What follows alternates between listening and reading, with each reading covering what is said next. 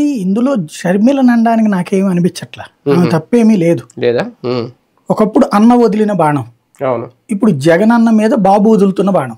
అంతే, సింపుల్. మొత్తం మీద ఆవిడ బాణం అంతే, అంతే, ఎవరి చేతిలో ఒకళ్ళ చేతిలో బాణంగా ఉపయోగపడుతుంది. ఇది వరకు అన్న వదిలిన బాణం, ఇప్పుడు జగన్ మీదన బాబు వదిలిన బాణం, అంతే. అప్పుడు ఈయన వేరే వాళ్ళని గుచ్చాడు, ఇప్పుడు ఈయన గుచ్చుతోంది. అంతకు మించి వేరే ఏం లేదు. ఆమె తను త్యాగమయ్యి ఎవరో ఒకరికి ఉపయోగపడతా ఉంటుంది.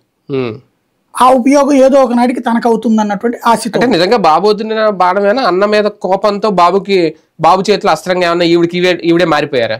అట్లాగైతే ఇంతకుముందు ఉండకూడదు కదా, ఇన్ని రోజులు ఆగకూడదు కదా. అంటే ఆవిడేం టీడీపీలో లేరు, టీడీపీకి సపోర్ట్ కూడా ఏం లేరు కదా. కాంగ్రెస్ పార్టీ రాజకీయమే చేస్తుందంటే కాంగ్రెస్ పార్టీలోకి చేరాల్సిన అవసరమే లేదు.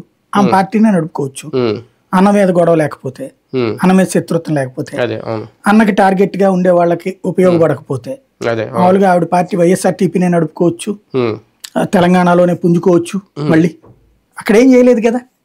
పార్టీని విలీనం చేయడం కానీ, పార్టీ తరపున ఇక్కడ చేయడం కానీ ఆ రోజునే, అంటే ఫస్ట్ ఒక ట్రైల్ వేసింది కార్యకర్తలు నాయకులు అదని చెప్పేసి, కొంత ఖర్చు అయింది కానీ కనీసం డిపాజిట్ కూడా వస్తానన్న నమ్మకం ఆమెకే లేదు పోటీ చేస్తే.